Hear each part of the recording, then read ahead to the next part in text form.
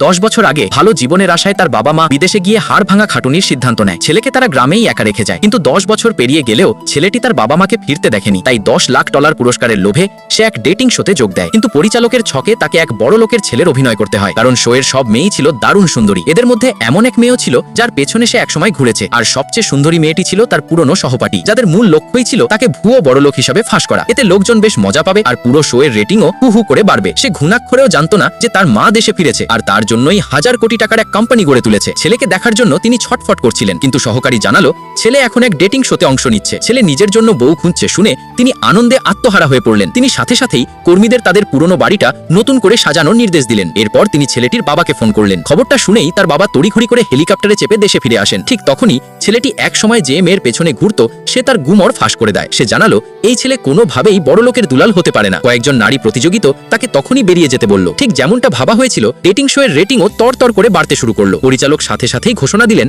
যে শো এবার পরের ধাপে যাচ্ছে। ছেলেটি আসলেই বড় লোকের ছেলে কিনা তা দেখতে তারা সবাই তার বাড়িতে যাবে। রাজি হলে তাকে $10 লাখ দেওয়া হবে। পরিচালক এমন এক চুক্তিপত্রও বের করলেন। টাকার লোভে ছেলেটিও এতে রাজি হয়ে গেল। এ পর্যায়ে তার পুরনো প্রেমিকা আর সময় নষ্ট করতে চাইল না, তবে তার পুরনো সহপাঠী নিজের চোখে বাড়িটা দেখার সিদ্ধান্ত নিল। এই দৃশ্যটা আবার ঘটনাক্রমে মেয়েটির দাদার চোখে পড়ে যায়। তিনি ছিলেন এক অ্যান্টিক সংগ্রাহক সমিতির সভাপতি, তবে নাতনি ঠকবে কিনা তা নিয়ে তার কোনো মাথা ব্যথা ছিল না, বরং তিনি দেখতে চাইলেন ছেলেটির বাড়িতে কোনো দামি অ্যান্টিক জিনিসপত্র আছে কিনা। তারা ঘুণাক্ষরেও জানতো না যে ছেলেটির মা এরই মাঝে পুরনো বাড়িটা সাজানোর কাজ শেষ করে ফেলেছেন। ছেলের উপহারের জন্য তিনি কয়েকটা বিলাসবহুল গাড়িও এনে বড় কাপড় দিয়ে ঢেকে রেখেছিলেন। এরপর তিনি পুরনো ছেঁড়া কাপড় পরে উঠোনে অপেক্ষা করতে লাগলেন কখন ছেলে তার হবু বউকে নিয়ে আসবে। কিছুক্ষণের মাঝেই প্রোডাকশন ক্রুরা ছেলেটির বাড়িতে এসে হাজির হলো। মাকে দেখে ছেলেটি তো রীতিমতো চমকে গেল। সে ভাবলো আজ বুঝি তার পরিবারের মান সম্মান সব ধুলোয় মিশে যাবে। তার পুরনো প্রেমিকা উপস্থাপককে বলল ওর পরিবার যে কতটা গরিব তা সবার সামনে তুলে ধরতে। ঠিক তখনই ছেলেটির মায়ের লাগানো কয়েকটা গাছের দিকে উপস্থাপকের নজর পড়ল। ক্যামেরাম্যান সেগুলো ক্যামেরায় ধারণ করতেই মেয়েটির দাদার এক ব্যবসায়িক পার্টনার ফুটেজটা দেখে ফেলেন। তিনি সাথে সাথেই জানালেন